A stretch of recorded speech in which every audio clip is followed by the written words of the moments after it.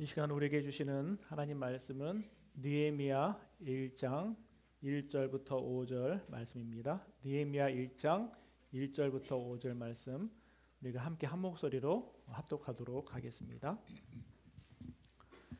하갈의 아들 느헤미야의 말이라. 아닥사스다 왕 제20년 기슬월에 내가 수상궁에 있는데 내 형제들 가운데 하나인 하나니가 두어 사람과 함께 유다에서 내게 이르렀기로 내가 그 사로잡힘을 면하고 남아있는 유다와 예루살렘 사람들의 형편을 물은즉 그들이 내게 이르되 사로잡힘을 면하고 남아있는 자들이 그 지방 거기에서 큰 환난을 당하고 능욕을 받으며 예루살렘 성은 허물어지고 성문들은 불탔다 하는지라. 내가 이 말을 듣고 앉아서 울고 수일 동안 슬퍼하며 하늘의 하나님 앞에 금식하며 기도하여 이르되 하나님 여호와여 크고 두려우신 하나님이여 주를 사랑하고 주의 계명을 지키는 자에게 언약을 지키시며 긍휼을 베푸시는 주여 간구하나이다. 아멘.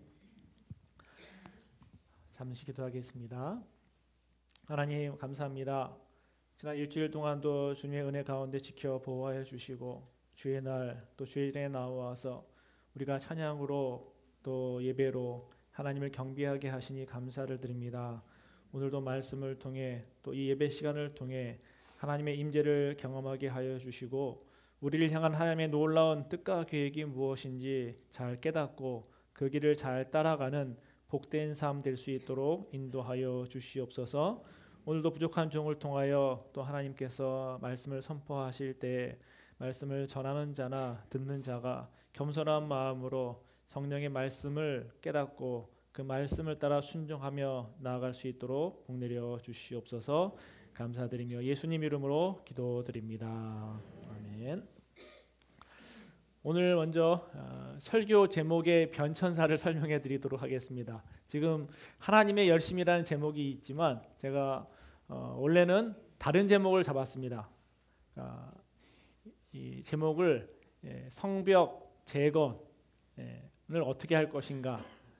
그래서 그 성벽 재건을 하는데 하나님께서 어떠한 방법으로 재건해 가시는가. 그래서 성벽을 재건하라 이런 제목으로 화요일 날 이제 대략 이렇게 설교해야지라고 내용과 또 제목을 잡고 이제 마무리하면서 저녁 때 잠을 자려고 했습니다. 근데 누워서 한번 다시 준비한 말씀을 떠올려 보는데 마음이 답답한 거예요.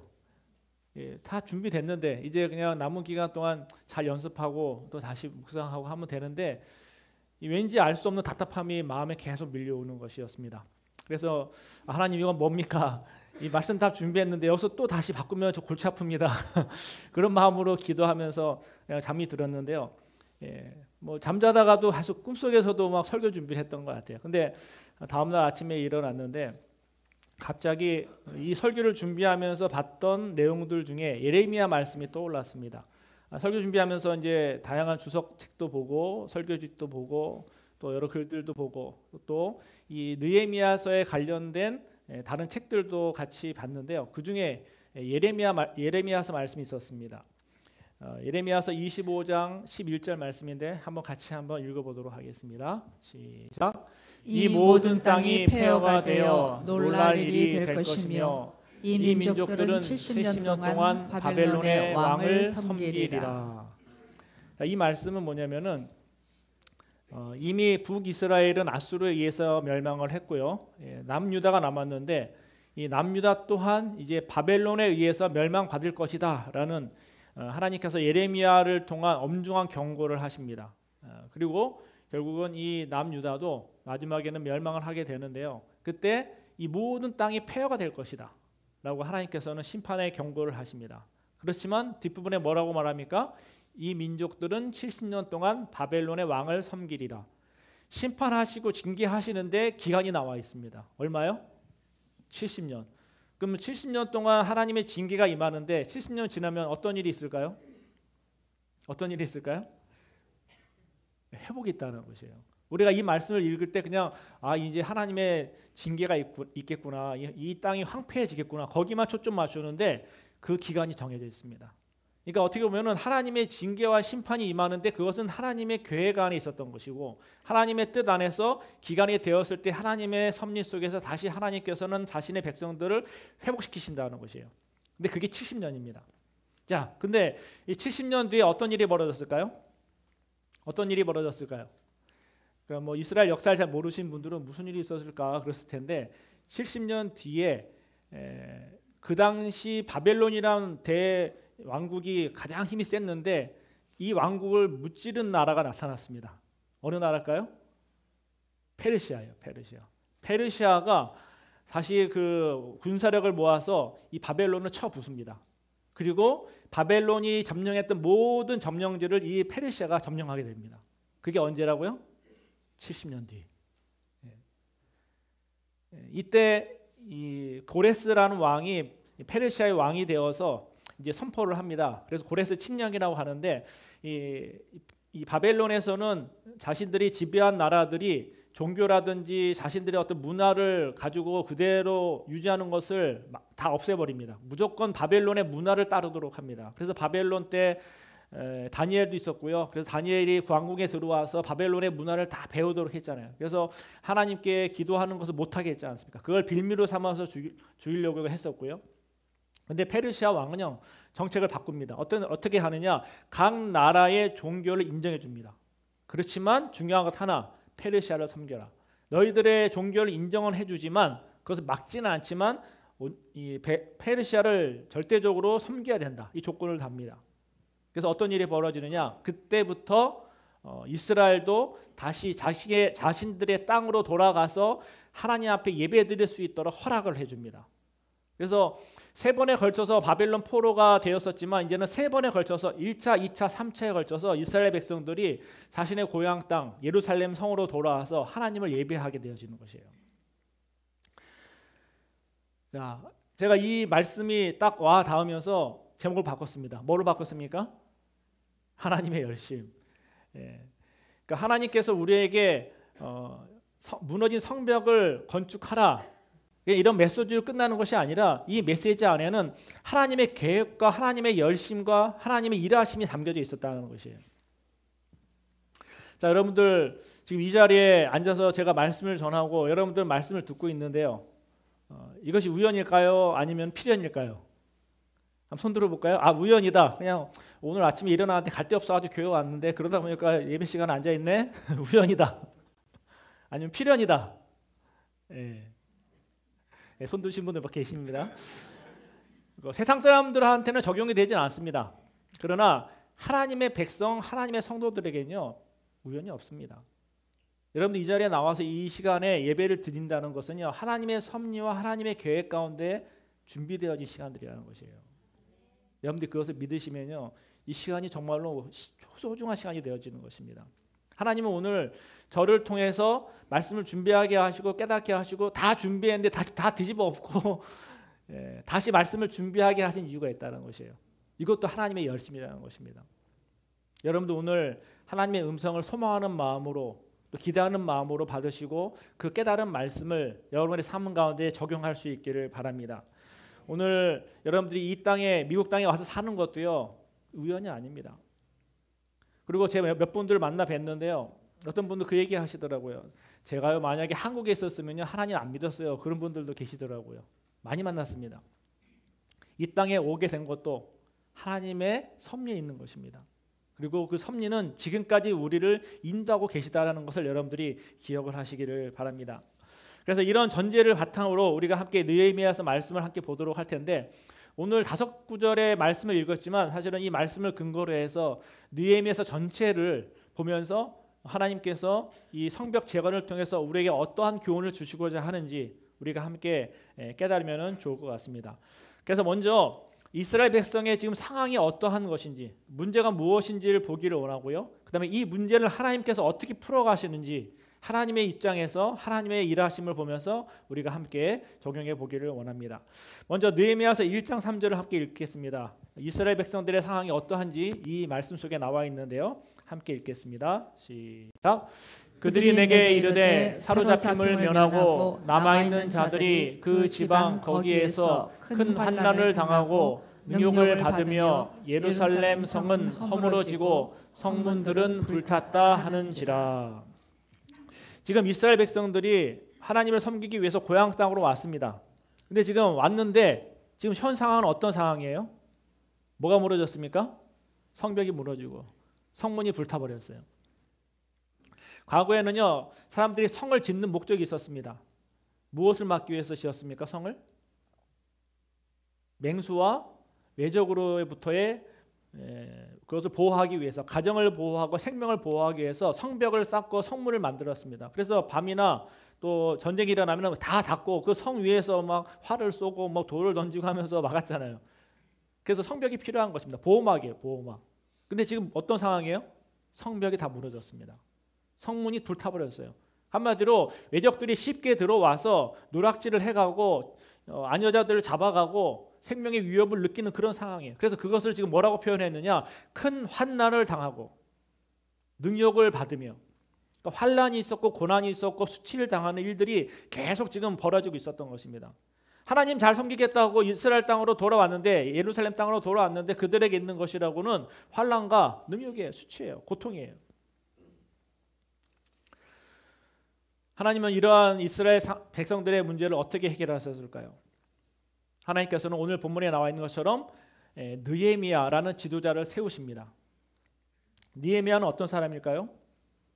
오늘 1절부터 5절까지만 읽었는데요. 5절부터 11절까지 쭉 여러분들 한번 나중에 읽어보시기 바랍니다. 느헤미야는요, 이스라엘 백성들의 처참한 이 상황을 들은 다음에 어떻게 하느냐? 그가 웁니다. 슬피 울어요. 슬피 울고 그 다음에 기도하고 더 나아가 금식을 하고, 그리고 더 나아가 이스라엘 그 백성으로 인해 이런 어려움이 왔는데 하나님 이것 또한 나의 죄입니다 하면서 이스라엘의 죄와 자신의 죄를 동일시하면서 하나님의 긍휼과 용서를 구합니다. 그리고 자신의 이 기도를 들으시고 이 백성을 용서해 주십시오, 회복시켜 주십시오라고 합니다. 그리고 나중에 가서는요, 이 사람이 왕에게 이야기해서 그 예루살렘 지역의 총독으로 가도록 부탁을 해서 갑니다. 가는데 그냥 가는 것이 아니라 자신의 모든 재산과 종들을 데리고 와서 뭐 합니까? 무너진 성벽을 다시 세웁니다. 자, 이 느헤미야의 모습이 누구와 비슷한 것 같아요? 백성들의 안타까운 모습을 바라면서 슬퍼하고 안타까워하고 기도하고 또 자신의 재산과 모든 것을 희생하면서 백성들을 위해서 살아갑니다. 누구와 비슷해요? 예수님하고 비슷합니다. 그래서 어떤 신학자는 바로 이 느헤미야는 예수 그리스도의 모형이다라고 말합니다. 그래서 이 느헤미야는 이제 와서 52일 동안에 이 성벽을 재건합니다. 성벽을 재건하면서 하나님의 도우신 가운데 외적으로부터 오는 유혹들을 방어하고, 그래서 성벽을 재건할 때도 방어하는 사람을 세우고 짓고, 또 성벽을 재건하는 가운데서도 외적의 침입을 막기 위해서 분별하고 거짓에 속지 않은 일들을 행합니다.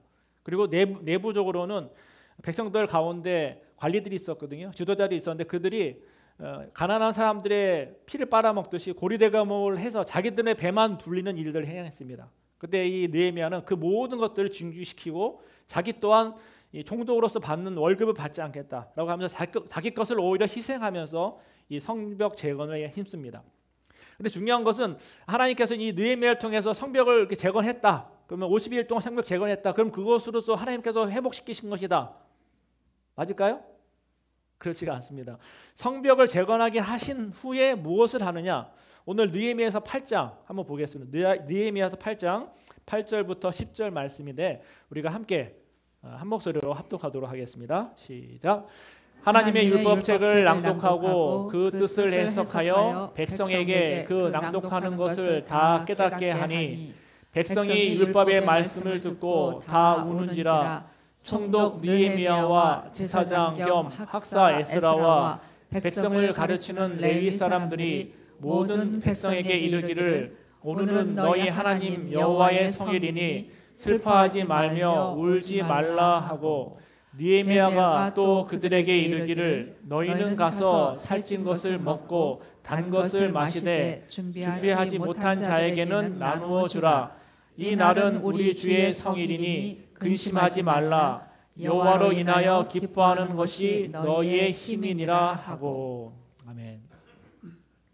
성벽을 다 재건한 다음에 백성들을 다 모아서 무엇을 합니까? 율법을 낭독합니다. 율법을 선포합니다. 근데 율법이 뭐예요? 율법. 이 당시 율법은 무엇일까요? 모세오경이에요. 모세오경이 무엇입니까? 하나님께서 아브라함을 통해서 믿음의 백성들을 만드시고 애굽에 들어가게 하시고 애굽에서 다시 나와서 광야를 통해서 가나안에 들어가게 하시는, 이스라엘 백성들이 죄를 짓고 하나님을 잘 몰랐던 자들을 여러 가지 광야의 삶을 통해서 고난을 통해서 어려움을 통해서 결국은 구원에 가시는 역사가 바로 모세오경이에요. 그 율법책을 읽게 합니다. 그리고 이 당시 지금 70년 동안 노예 생활하다 돌아온 이 사람들은 1세들일까요? 2세들일까요? 이스라엘 백성들 1세예요, 2세예요? 2세예요, 2세. 어떻게 보면은 그러니까 한 살 만약에 이제 멸망당했던 날짜가 이제 그때 한 살로 태어난 아이였다고 하면 70세가 된 것입니다. 한마디로 이 페르시아에 있으면서 어떤 사람들은 히브리어를 잊어먹을 수도 있었습니다. 그래서 이제 이 율법을 낭독하면서 제사장과 레위인들과 이런 사람들이, 지도자들이 그것을 설명해 줍니다. 설명해 주고 해석해 주고 통역해 줍니다. 근데 그런 과정에 어떤 일이 벌어집니까? 오늘 말씀해 보면은 사람들이 듣고 어떻게 해요? 웁니다. 울어요. 왜 울어요? 어떻게 보면 지금까지 그 고생하면서 살아왔는데, 과거 조상들의 삶도 그 고생 가운데 있었는데, 지금 어떻게 했어요? 하나님께서 눈에 보이는 성벽을 다시 재건하게 해주신 거예요. 그리고 과거에 하나님께서 이 조상들의 많은 고난 여정이 있었지만 결국 하나님께서 출애굽하게 하시고 광야를 거치게 하시고 가나안 땅에 들어가게 하시고 다윗 왕을 세우셔서 이스라엘 백성들을 흥왕케 하신 것들을 읽잖아요. 읽으면서 뭐가 생깁니까? 힘들고 어려웠지만 이제 하나님이 우리와 함께 하실 거야. 우리를 지켜주실 거야. 인도하실 거야. 이 감격이 밀려오는 것입니다. 그래서 그들이 울어요. 그러니까 우니까 뭐라고 말합니까? 울지 말라 그래요. 그리고 뭐라고 말해요? 이제 여호와로 인하여 기뻐하라. 그리고 단 것과 맛있는 것들이 있는데 그 없는 자들에게 나누어줘라. 이제 여호와로 인해 회복하고 힘을 내서 이제 서로 붙잡고 일어나서 여호와로는 인하여 기뻐하며 힘있게 앞을 향해 전진해 나아가라고 이 느헤미야와 에스라가 백성들을 인도합니다. 결국은 하나님의 회복은 성벽을 짓는 것이 아니에요. 성벽을 짓는 과정 속에서 하나님의 말씀을 따라가는 것이 무엇인지 알게 하시는 것이고요. 그 가운데 하나님 중심의 삶, 그리고 그 가운데 약한 자들, 연약한 자들을 돌아보는 것을 깨닫게 하시고, 결과적으로는 하나님의 말씀을 통해서 하나님 중심의 삶이 무엇인지를 깨닫게 하시는 것입니다. 그리고 그것을 통해서 회복하시고 치유하시고 인도에 가셨다는 것이에요. 자, 그렇다면은 우리가 이 느헤미야를 통한 성벽 재건의 모습을 통해서 하나님께서 우리에게 주시는 말씀은 무엇일까요? 우리의 삶과는 이것이 어떤 연관성이 있을까요? 지금 우리가 무슨 성에 삽니까? 성에 살지도 않죠. 무너진 성벽이 있다고 하는데 무너진 성벽이 뭐가 있어요? 뭐 집에 담벼락이 무너졌는지 그것도 아니고 뭘까요? 오늘 이 말씀은 우리의 영적인 상태를 보라는 것입니다. 우리 안에, 우리 내면에, 우리의 영적인 삶 속에 무너져 있는 곳이 무엇이 있는지 인식하라는 것이에요. 자, 오늘 이 3차 귀환했을 때 이스라엘 성 안에는, 예루살렘 성 안에는요, 하나님의 성전이 있었을까요? 없었을까요? 제가 역사 이야기 너무 지루할 것 같아서 얘기를 안 했는데, 이미 1차 때 수르바벨을 통해서 귀환을 한 다음에 예수아를 통해서 성전을 재건했습니다. 그리고 성전에 있는 집기들이 다 돌아왔어요. 성전이 그 안에 있었어요. 그리고 2차 귀환 때 에스라를 통해서 하나님의 율법이 가르쳐졌어요, 이미. 그래서 그 안에 개혁이 일어났습니다. 사람들이 말씀을 알긴 알았다는 것이에요. 그런데도 지금 하나님께서 온전한 회복을 위해서 느헤미야를 통해서 지금 이 말씀을 우리에게 가르치고 있다는 것이에요. 이 상황이 벌어졌다는 것입니다. 이 말을 우리의 삶으로 가져왔을 때 우리가 교회에 와서 예배를 드립니다. 찬양도 하고요. 또 사역도 하고 선교도 하고 봉사도 합니다. 어떻게 보면 우리가 교회에 모여서 예배도 드리잖아요. 그런데 종교 생활을 하는데 그 안에 실제 우리의 삶 속에 하나님 중심의 삶이 없을 때 오늘 본문에 나와 있는 이스라엘 백성들의 모습과 별 차이가 없다라는 것입니다. 하나님 중심의 삶을 살지 않았을 때 결국은 우리의 삶은 환난과 황폐와 궁핍과 수치와 능욕 가운데 힘들어하며 살아갈 수 있다라는 것입니다. 하나님을 의지하지 않는 자의 삶의 모습은 무엇일까요? 특징을 우리가 살펴보면 좋을 것 같습니다. 오늘 성벽이 무너졌습니다. 그래서 그 성벽을 재건하시는데요. 하나님께서 우리의 삶에도 사실은 성벽이 무너져 있을 수 있다는 것이에요. 근데 문제는 하나님을 의지하는 사람은 하나님의 힘을 의지해서 우리 안에 무너진 성벽을 재건하는데요. 하나님을 의지하지 않는 사람은 어떻게 하느냐? 뭘로 해요? 자기의 힘으로 합니다. 자기의 힘. 그래서 우리는 자녀에게 뭐라고 말합니까? 공부 열심히 하라고 합니다. 그죠? 공부 열심히 해서 뭐 하라고요? 공부 열심히 하라고 하는 이유가 뭡니까? 뭐 때문에 해요? 네, 일부 때는 공부 열심히 하라고 했더니 천국 가라고 이렇게 얼핏 들려서 제가 한청이었나 그랬는데 공부 열심히 해서 천국 가는 게 아니고 공부 열심히 해야지 어디 가요? 좋은 대학 가죠. 네, 아이비리그라든지 좋은 대학 가야 됩니다. 왜 좋은 대학 갑니까? 좋은 대학 가야지만 어디 갈 수 있어요? 그 다음이 좋은 직장에 갈 수 있어요. 왜 좋은 대학 가야지 좋은 직장에 갑니까? 여기 혹시 좋은 대학 나가시면 한번 네, 이유가 뭡니까? 저도 잘 몰랐는데요. 이렇게 들어보니까, 그러니까 왜 아이비리그 하느냐? 그러니까 이 미국 사회 곳곳에 중요한 위치에 누가 가 있느냐 하면 이미 그 아이비리그 출신의 선배들이 가 있는 것이에요. 그러니까 좋은 대학 가면 능력이 있어서 좋은 직장 가는 것도 있겠지만 가장 중요한 이유는 뭐냐면은 그 선배들이요, 그 회사에 있다가 그 수뇌부에 있다가 자기 후배들이 온다 그러면 다 연락이 간대요. 그러면은 뽑을 때 자기 후배들 뽑는다는 것이에요. 자기 파트에 사람 뽑을 때도요, 나랑 잘 아는 내 후배를 뽑는다는 것이에요.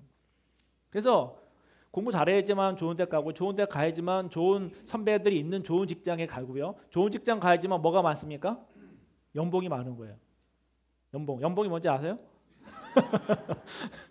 1년에 받는 돈이 많은 거죠.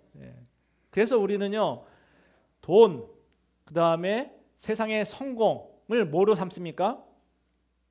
성벽으로 삼는 거예요. 성벽. 그것이 높아야지만, 그것을 가져야지만 나는 안전해, 내 가족을 지킬 수 있어, 나는 편안하게 살 수 있어. 그 생각이 우리 안에 있는 거예요. 그게 뭐냐? 무너진 성벽을 갖고 있는 사람들이 나타나는 증상이라는 것입니다. 하나님을 의지하지 않는 내 방법으로, 세상의 방법으로 내 성벽을 지키려고 하는, 내 삶을 유지하려고 하는 사람들이 나타나는 삶의 증상들이라는 것이에요. 그런데 이런 증상의 모습들이 누구에게 있습니까? 모든 사람들에게 있어요. 그래서 부모는 자식에게 그렇게 가르치고 있고요. 이 사회는요, 암암리에 우리의 마음속에 세뇌 교육시키고 있습니다. 돈이 있어야 돼, 성공해야 돼, 명예가 있어야 돼. 그렇지 않습니까? 그래도 우리가 미국 땅에 있는 것도, 미국 땅에 사는 것도 강한 나라에, 강대국에 있기 때문에 우리는 안전한 거야, 이런 생각도 있잖아요. 우리는 그런 이야기를 나누면서 나는 그래도 안전해, 나는 안전한 성벽 안에 있어, 그러면서 좀 마음의 위로를 찾으려고 하는 때가 있다는 것입니다. 그러나 중요한 것은 우리가 이러한 것이 우리에게 참된 만족을 주지 못한다는 것이에요. 부와 성공을 통해서 성을 쌓아가지만 그것이 우리에게 참된 만족과 쉼을 주지 못한다는 것입니다. 제가 지난주에 이 정기 검진 날짜가 되어서 아내하고 병원에 다녀왔습니다. 주치 선생님을 만났는데요. 그분이 지난 한 달 동안 한국에 방문하고 돌아오느라고 이제 그 긴 기간 동안 한국에 있었던 이야기를 나눴는데, 그분이 교회는 다니지 않았습니다. 과거에는 교회 다니셨는데 지금은 교회에서 받은 상처가 많으셔가지고 교회를 안 나가신대요. 1년에 한 번 나가신다고 하시더라고요. 아내하고 같이, 아내가 다니는 교회 나가신다고 그러는데, 그 상처가 뭐냐면은 교회 다닌다라고 하시는 분들이 와서 이야기를 하는데 장로님이라고 그러고 목사님이라고 그러는데 전혀 이게 아닌 거예요, 삶이. 그래서 이분은 아니 교회 다니면은 정말로 하나님 살아계시면 제대로 살아야 되는 거 아니냐, 어떻게 저렇게 불법을 행하려고 하면서 교회 장로라고 얘기하면서 이렇게까지 얘기하냐, 이제 그런 얘기를 막 하시는 거예요. 그래서 제가 맨날 갈 때마다 그런 얘기 하시면 네 죄송합니다, 제가 사죄드립니다 이렇게 그냥 제가 목사인 거 알기 때문에 제가 할 말이 없더라고요. 그렇다고 제가 일일이 누군지도 알지 못한데 그 상황이 뭔지 알아가지고 설명해 드릴 수도 없는 거고, 그분은 이제 교회의 모습 속에서 상처를 받은 것이고요. 그런데 제가 보기에는 분명히 나중에는 다시 돌아가실 것 같아요. 느끼면 뭐 교회 가십시오, 막 강제로 얘기해봐야 안 될 것 같아서 얘기는 안 하는데, 근데 그분이요 저한테 퀴즈를 내시는 거예요. 목사님, 제가 한국 갔다 왔는데 한국에서 재밌는 퀴즈를 하나 가지고 왔다고 하면서 얘기를 하시는데, 한국에 요즘 아주 그 신흥 종교가 하나 생겼대요. 근데 그 종교가 뭔지 아십니까? 물어보시는 거예요. 그래서 글쎄요, 뭐 신천지입니까? 그랬더니 그것도 아니래. 그 하신 말씀이 그게요 기독교도 아니고 불교도 아니고 천주교도 아니고 신천지도 아니고 뭐라 그랬을까요? 끝자가 교회예요. 끝자가 뭘까요? 네. 뭐냐면 바로 비교라고 합니다. 비교. 네, 비교. 그러니까 뭐 기독교, 불교, 천주교도 아니고 한국 사람들이 비교라는 종교에 사로잡혀 살아가고 있다는 거예요. 이분이 한 달 동안 한국에 있으면서 경험하는 거, 느낀 거예요. 그러면서 하신 말씀이, 이어서 하신 말씀이, 목사님, 전 세계에서 곳곳에서 이제 명품을 만드는데 이 명품이 가장 많이 팔리는 데가 어딘지 아세요? 또 물으시는 거예요. 그래서 두 번째 퀴즈입니까? 그랬더니 보니까 딱 생각해 보니까 힌트가 있더라고요. 한국 아니에요? 그랬더니 한국이라고. 한국 사람들이 비교의식 때문에 옆에 있는 사람이 뭔가 좋은 거 가지면 내가 더 좋은 거 가지려고 한다는 것이에요. 그래서 더 좋은 집, 더 좋은 명품, 더 좋은 차, 더. 근데 그게 뭐예요? 그것을 통해서 나는 그래도 안전하다, 나는 그래도 보호받고 있다. 그 비교를 통해서 내가 그것을 누리려고 하고 있다는 것입니다. 근데 문제는 생각을 해보십시오. 더 가지고 더 성공하고 더 안전한 삶을 누리겠다라고 하는데 그 삶을 향해 가는 사람들의 모습이 어떻게 나타나느냐, 두 가지로 볼 수 있는데, 첫 번째는요 열심히 돈을 벌려고 합니다. 공부 열심히 해서 좋은 대학 가려고 합니다. 세상에서 인정받고 싶어 합니다. 근데 그게 잘 안 돼요. 원하는 대로 안 됩니다. 그럼 어떤 마음이 밀려 들어오느냐, 그 마음속에 낮은 자존감이 들어옵니다. 그래서 부모가 계속 공부해라 하는데 부모의 기대 맞고 공부 못해요. 그래서 좋은 대학 못 갑니다. 그럼 그때부터 부모의 그 잔소리 때문에 그 아이는 어렸을 때부터 어떤 마음이 생기느냐, 낮은 자존감이 사로잡혀 살아가요. 그래서 나중에 직장을 가서도 나는 못해, 나는 부모의 마음도 충족시키지 못하고 나에게는 능력이 없어. 그것이 늘 그 사람의 마음속에 있는 것이에요. 그래서 늘 불안, 걱정, 나는 할 수 없어, 힘들어.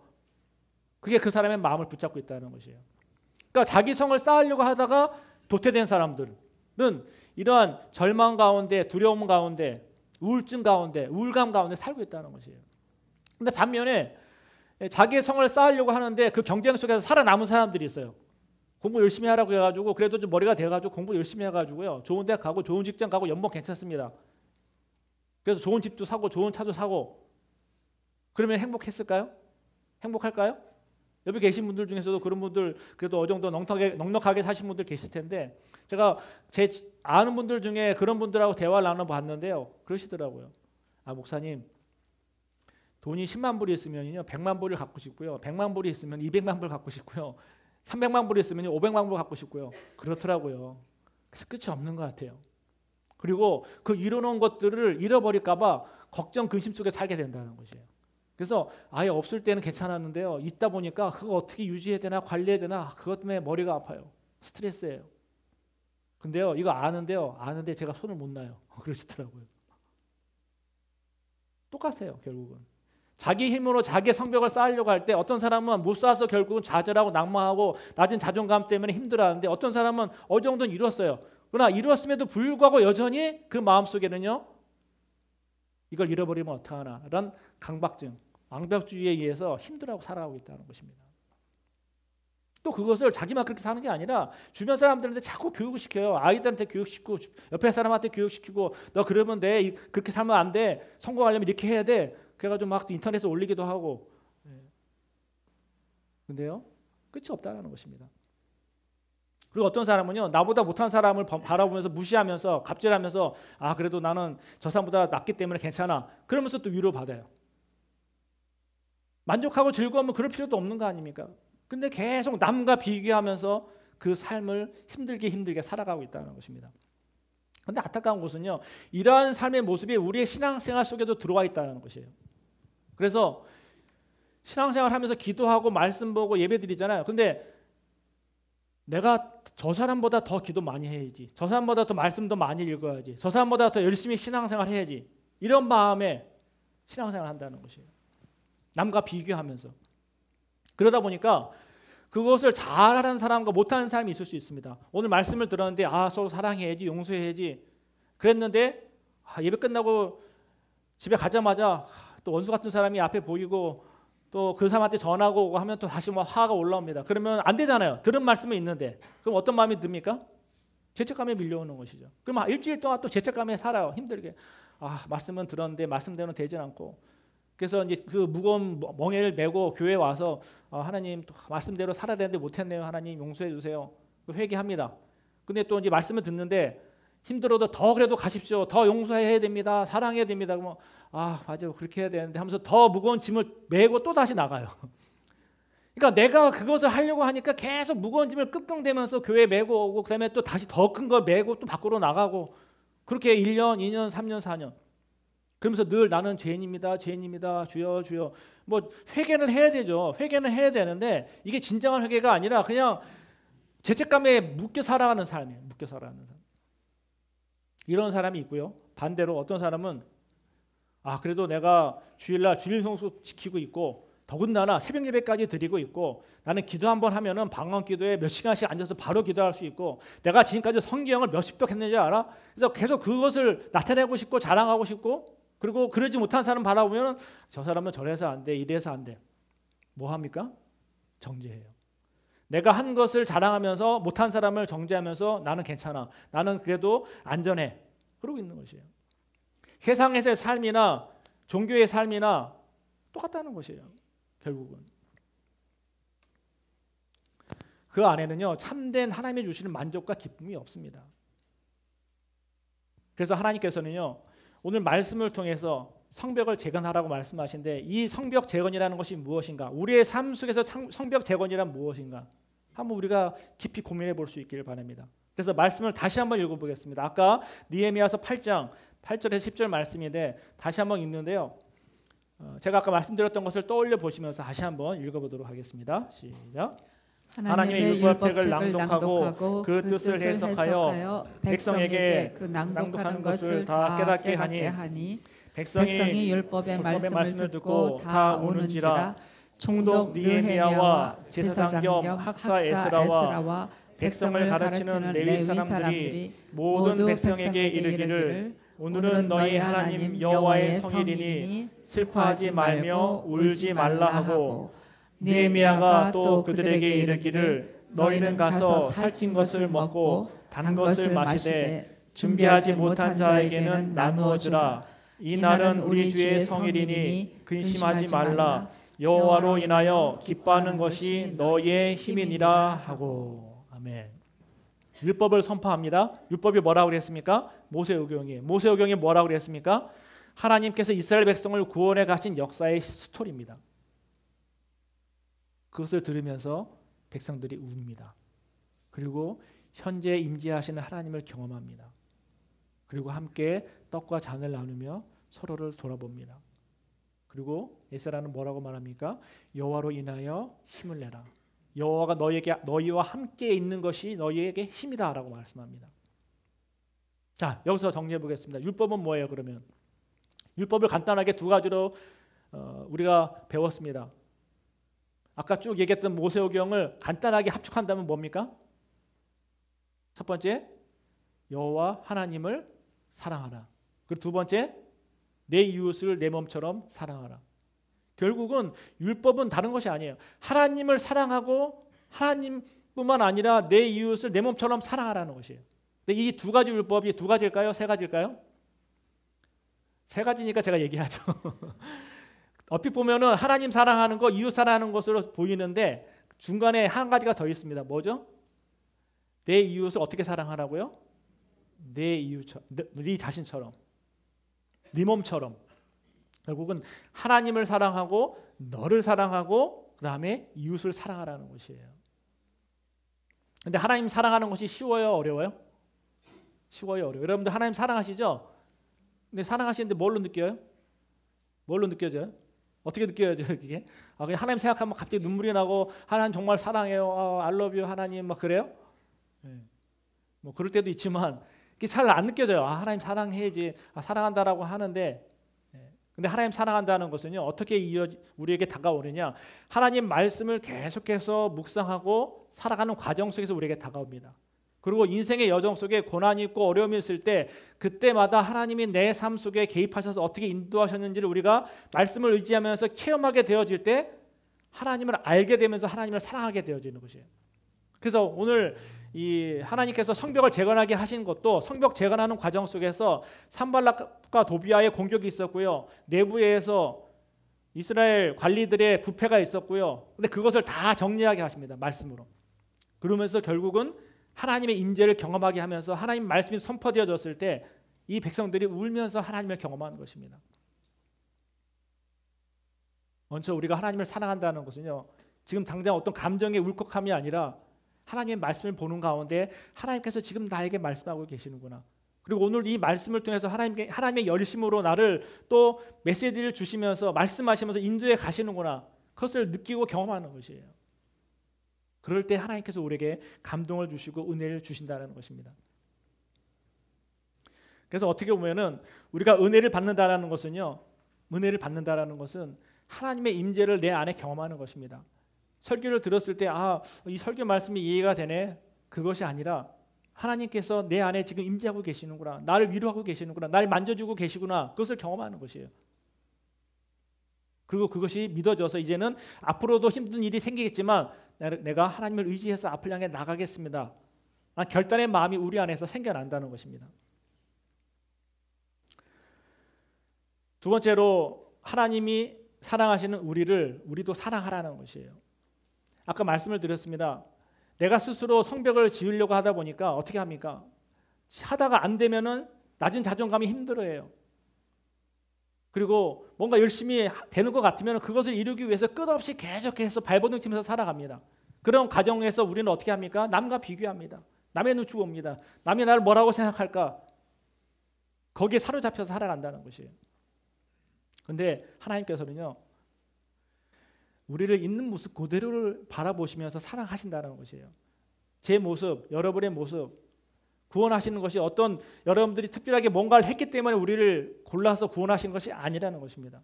여러분들이 처음 하나님 만났을 때 뭐 해가지고 하나님께서 여러분들 만나주셨습니까? 그렇지가 않잖아요. 그냥 말씀을 들었는데 나를 사랑하신다는 그것이 내 마음을 감동해서 내가 믿게 된 거 아니에요. 그 다음에 이제 우리가 말씀 바라보면서 살아가는 것뿐이에요. 하나님은 우리의 있는 모습 그대로를 보시고 연약하고 넘어지고 또 부서지고 죄 많은 자이지만 그냥 하나님께서 선택해 주신 것입니다. 그게 바로 우리의 모습이라는 것이에요. 근데 그걸 깨달으면은 더 이상 우리의 힘과 노력으로 뭘 할 필요가 없는 거예요. 사실은 남에게 인정받기 위해서 오늘도 내가 이렇게 하면 하나님께서 이것 보시고 나를 사랑해 주실까 할 필요도 없는 것입니다. 이미 하나님이 저 여러분을 사랑하고 계세요. 사랑하고 계시고 이미 핀셋으로 여러분들 한 분 한 분 다 불러서 이 자리에 오게 하신 것이에요. 그것을 믿으시면 된다는 것입니다. 근데 우리는 계속 헛된 멍에를 붙잡고 안고 죄책감에 사로잡혀서 이래가지고 되나 안 되나 그렇다고 회개하지 말라는 얘기가 아닙니다. 회개한 다음에 하나님의 사랑으로 다시 힘을 내서 나가면 된다는 것이에요. 근데 매번 반복되는 습관적인 회개를 하지 말라는 것이죠. 헛된 회개를 하지 말라는 것이에요. 하나님께서는 우리를 사랑하시기 때문에 예레미야를 보내시고 이사야를 보내시고 에스라를 보내시고 나중에는 예수 그리스도를 보내셨다라는 것입니다.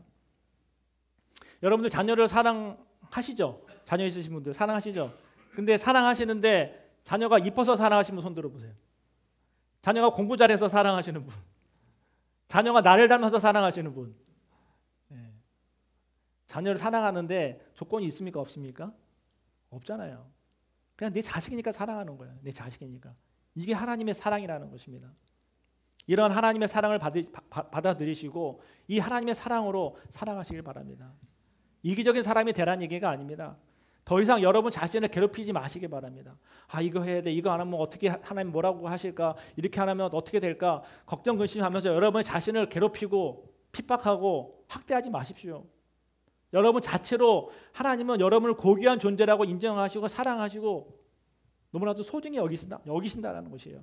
그래서 여러분들 주변에 누가 여러분을 향해서 뭐 안 좋은 소리, 여러분을 비난하는 소리 해도요, 기죽지 마세요. 기죽을 필요 없어요. 그 사람의 기준에 의해서 내가 사는 거 아니잖아요. 그렇지 않습니까? 그 사람이 나에게 뭐라고 한다고 해가지고 내가 내 인격이 땅에 떨어지고 내가 정말로 비참한 존재가 됩니까? 우리 존재가 아니라는 것이에요. 누가 뭐라고 하든 세상이 뭐라고 하든 하나님은 저와 여러분을 소중한 존재로, 가치 있는 존재로 만드셨고 그렇게 부르셨다는 것이에요. 그것을 믿으라는 겁니다. 그것이 바로 여러분 자신을 사랑하는 것이에요. 그리고 그 사랑하는 마음으로 뭐 하라고요? 이웃을 사랑하라는 것입니다. 우리가 이웃 사랑하기가 좀 쉽지가 않습니다. 이웃 사랑하기가.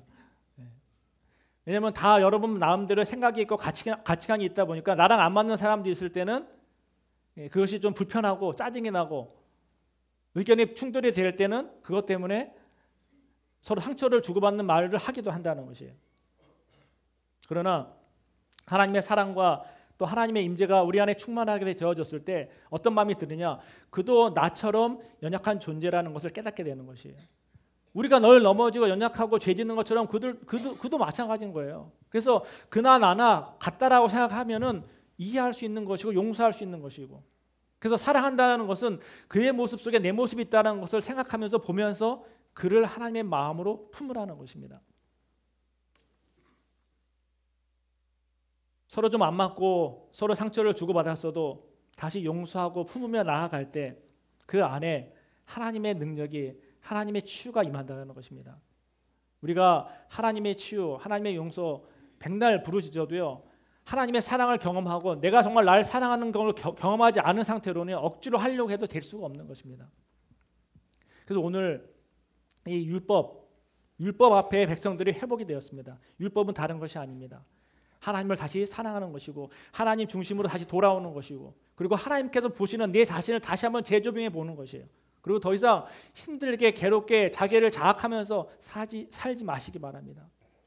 내 존재 자체로 받아들이시고, 부족해도 다 사람마다 기준이 틀려요. 살아가는 스타일이 틀리고 능력이 틀립니다. 그러나 그 능력대로 하나님께서 주셨고 그 수준대로 그것 자체로 하나님은 나를 사랑하시고 용서하시고 나를 품어주신다는 것이에요. 그리고 그 마음으로 이웃을 향해 나아갈 수 있기를 바랍니다. 지금 우리 마음속에 무너진 성벽이 무엇이 있는지 한번 돌아볼 수 있기를 바랍니다. 아직도 하나님을 사랑하지 못하십니까? 아직도 내 마음속에 누군가를 미워하고 계십니까? 아직도 내 마음속에 낮은 자존감으로 인해 힘들게 살아가고 계십니까? 아직도 내 마음속에 내가 지금까지 이뤄놓은 거 잃지 않기 위해서 버둥거리면서 또 살아가고 계십니까? 혹시 우리의 마음속에, 삶 속에 예배가 무너지고 기도가 무너지고 참된 회개가 무너져 있다면 다시 한번 하나님의 이 부르심, 하나님의 이 열심 앞에 우리가 반응함을 통해서 회복되고 치유되는 시간이 될 수 있기를 바랍니다. 우리 이 시간 잠시 찬양 한 곡 하고 기도하며 나가겠는데요. 내 모습 이대로라는 찬양이 있습니다. 내 모습 이대로 사랑하시네, 연약함 그대로 사랑하시네, 나의 발걸음 주가 아시니 나를 인도하소서. 이 시간에 들은 말씀을 기억하시면서 우리는 다 연약한 존재입니다. 그러나 하나님께서 있는 모습 그대로 용서하시고 받아주시고 있는 모습 그대로를 소중히 여기신다는 것을 기억하시면서 함께 찬양하도록 하겠습니다.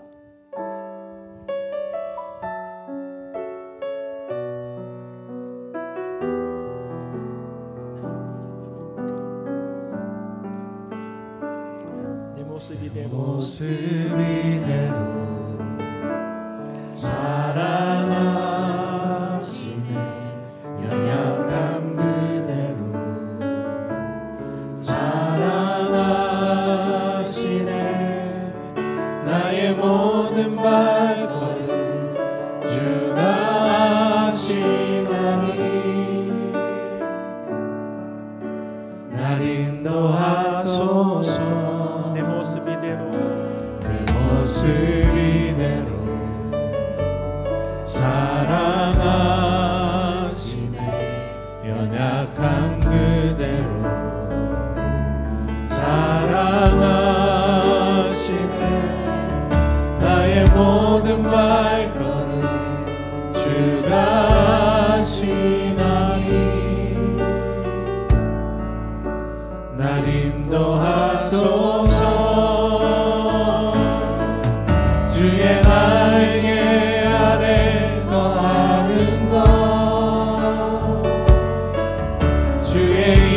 임재 안에 거하는 것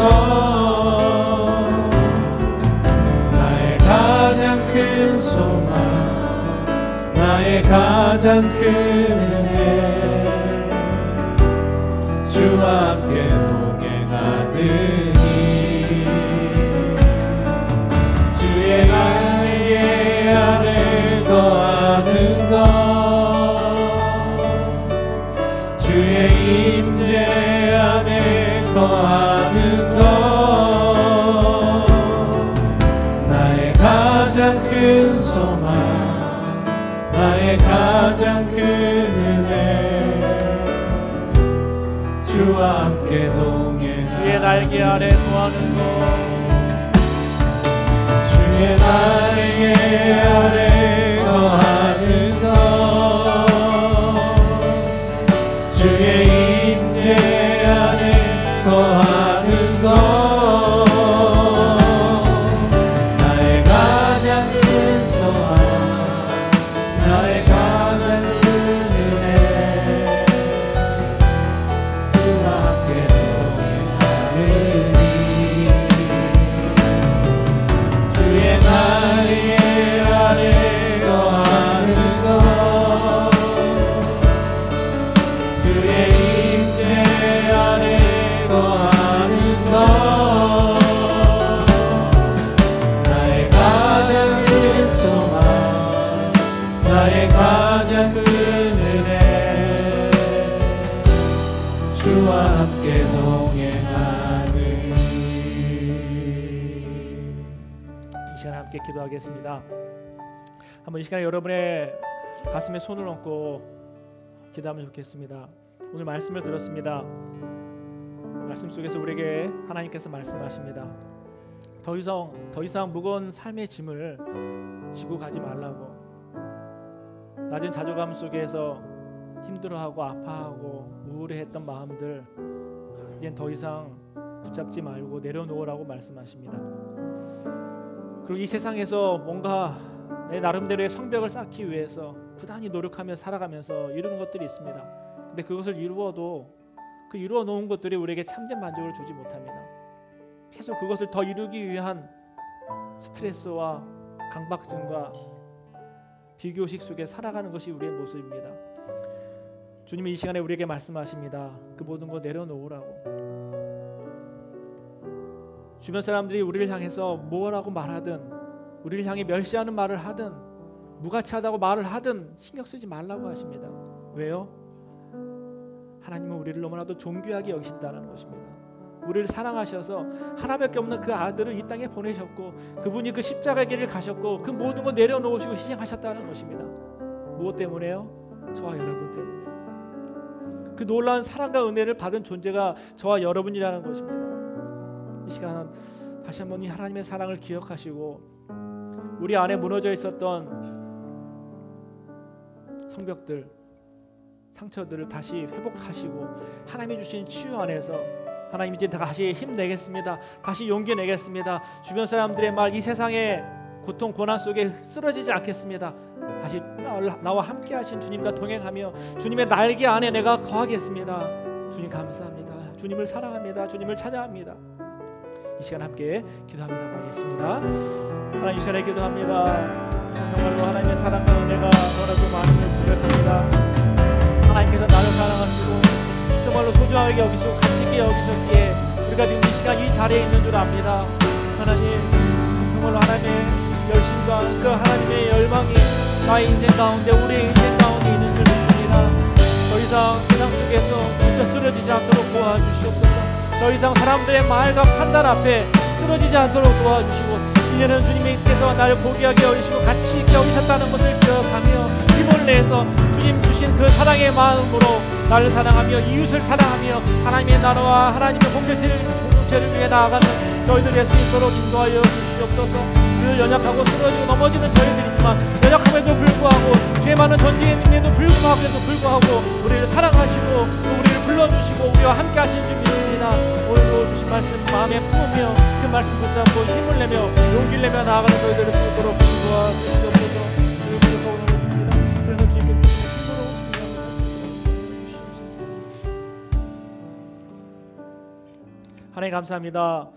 오늘도 주의 날 주의 전에 나와 또 예배하는 가운데 말씀을 통해서 우리 내면을 돌아보게 해주니 감사드립니다. 우리 안에 무너져 있는 것들은 와도 많습니다. 상처들이 있습니다. 관계가 무너져 있으며 삶이 무너져 있고 또 우리의 내면에 또 내 자신 스스로 나를 힘들게 하는 것들로 인해 힘들어하고 있습니다. 이러한 것들 다시 한번 말씀으로 회복되게 하시고 치유되게 하시고 하나님이 주시는 그 마음으로 인하여 그 능력으로 인하여 다시 용기 내서 세상을 향해 전진해 나아가는 저희들 될 수 있도록 인도하여 주시옵소서. 감사드리며 예수님